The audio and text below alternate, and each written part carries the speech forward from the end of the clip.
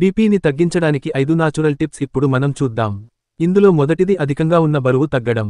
రెండవది రెగ్యులర్గా వ్యాయామం చేయడం. వ్యాయామం చేసేవాళ్లల్లో రక్తనాళాల్లో ఉన్న ఎండోథెలియం పొర ఆరోగ్యం మెరుగుపడుతుంది, కాబట్టి బీపీ గ్రాడ్యువల్గా తగ్గిపోతుంది. మూడవ టిప్ ఉప్పు తక్కువగా తీసుకోవాలండి. ఎందుకంటే ఉప్పులో సోడియం ఎక్కువగా ఉంటుంది. సోడియం ఎక్కువగా ఉంటే బీపీ పెరిగిపోతుంది కదా. అప్పడాలు, ఓడియాలు, నిలువ పచ్చళ్లలో సోడియం ఎక్కువగా ఉంటుంది. ఉప్పు ఎక్కువగా వేసి తయారు చేస్తారు కాబట్టి అది మానేస్తే మంచిది. ఒక రోజులో 5 గ్రామ్స్ అంటే 1 టీ స్పూన్ మాత్రమే ఉప్పు తీసుకోవాలి.